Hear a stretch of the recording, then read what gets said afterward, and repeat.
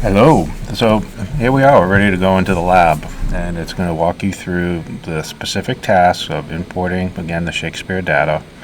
The prior section 9.2 I didn't have a video on, but it is describing different functions and different objects that the lab is going to be working with, and I give you a nice table definition. And so we don't have a 9.3, little mistake there, but there's two sections. And I promised you I'd keep things now, 2 or 3 sections. I know we had a heavy lift at the beginning of the semester.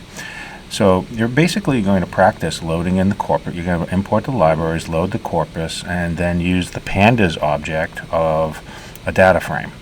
So data frame to dictionary is the pandas object. And then you're going to use some code like zip, a zip function, and you're going to be packing and unpacking the data to be able to then go count things in an object. So the object is created for you because, again, this lesson is to get your brain prepped so then you have the information, so then you can go and create your own objects in other labs coming forward. So it'll be in lab 10, but you're going to have to create your own. And so but I'm trying to give you all the tools, and you take your time because we're asynchronous, that you have really put the thinking into what it is, so then when you're asked to go and do the task, to be able to put it all together. And so the lab 2 is working with the class. So what I'm going to do is I'm going to scroll down now to section 2. Because section 1 is pretty self-explanatory. I have it really well documented for you. It's just doing the setup. So, section 9.1. So I want you to answer, well, what other data could you use? What else can you use a spreadsheet for? So you then be kind of telling me your experience. So I didn't mean to have a student's name in there. Sorry about that.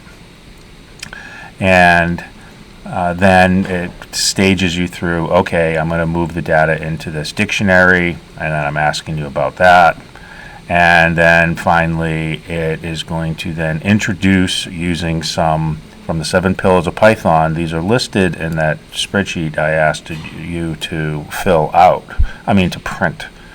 And so it is my keys, it's making it a list, it's then zipping some data inside the dictionary keys. And so I'm starting to have you look at how data gets packed and unpacked.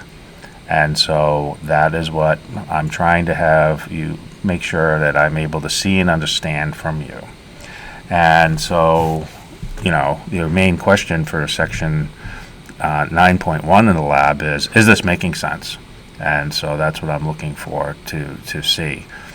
Because then when we move into using more functions here or in the challenge for the class, that now we're getting a little more complicated in here. For I and X, I want you to do an append, and then I want you to print some info. So this is starting to get a little denser, but it's still the simplest that I've ever been able to make this. And it provides the baseline for you to go build really complex things. So remember, that's our end goal. So I will, in fact, make one more video here. This was a little chewy for you to think of. I'm trying to keep them, now below about 4 minutes, between 3 to 4 minutes, because the videos, otherwise they get designated as shorts on YouTube, and we don't want that. So thank you for watching, and I will get into the last part, 9.2.